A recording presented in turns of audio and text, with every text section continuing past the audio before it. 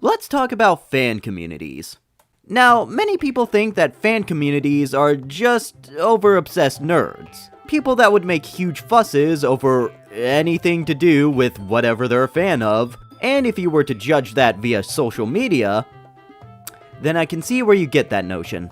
But the thing is, that's only a small, loud portion of what fan communities are. These are people with huge amount of passion towards something. And when you look at it closely, you can see a lot of people doing amazing things like artwork, fan games, and sometimes just doing something that many would think was impossible.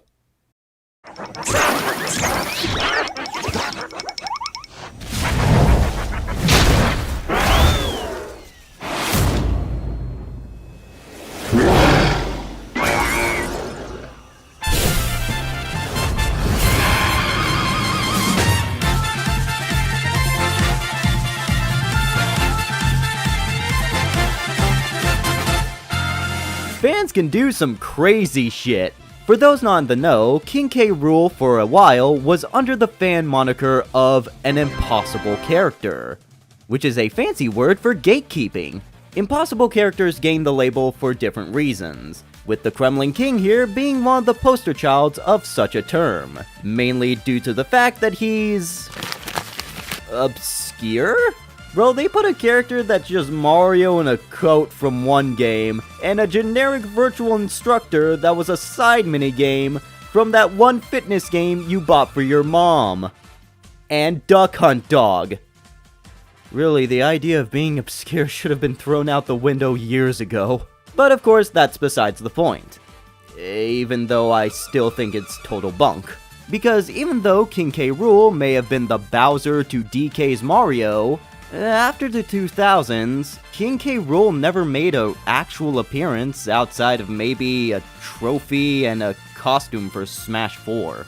With half the reason why being that, well, Nintendo doesn't really do much with Donkey Kong. But I mean, that's kind of similar to every single other title that isn't Mario, Zelda, or Pokemon. But the other reason that we haven't seen him is because Retro, the company behind the DKC Return series, opted to omit the Croc as a central thread in favor of Magic Masks and not K. Rool. Yeah, at this point, it really did feel like no one really cared about King K. Rool. And then this thing came up to allow people to say, no, we still fucking do! Yes, once again, the Fighter's Ballot comes into play. And because of that, we got King K. Rool to make his grand return. And what a return it was. Now, I wouldn't say I'm a fan of this character per se. I never really played the DKC games when I was young, but I did have DK64 without the expansion pack. It was real fun to be told that I couldn't play it, but I will admit when K. Rool hit the scene, goddamn was I excited. He looked like he was gonna be a lot of fun to play. We got one of the best songs in Ultimate, the Gangplank Galleon remix, and that last scene.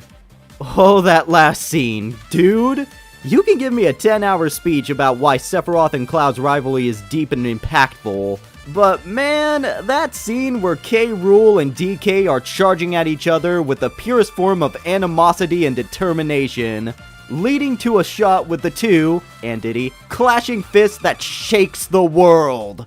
Yeah, no rivalry can compare after that. He by all means was one of the few new characters I was actually hyped to play as when it came to the base game. He felt like you were playing as a boss character, and by God, his goofiness added to my enjoyment. I just like Goofy. But the thing is, my hype could not compare to the hype of the DK fan community. They're the ones who push the K. Rool bandwagon the hardest. Shout out to the Kremlin campaigner on Twitter, one of the biggest names to the charge. Heck, they even made this note and pic that they sent to Sakurai when K. Rool got announced. Come on, you gotta admit, that's really sweet of them. And really, this is what I mean about fan communities. They're just a group of people like you and me who want to show their passion to what they love and perhaps one day get a W such as this. What else is there to say but King K. Rool from Donkey Kong, proving that when people put their hearts to it, they can achieve the impossible. One day, Gino. One day.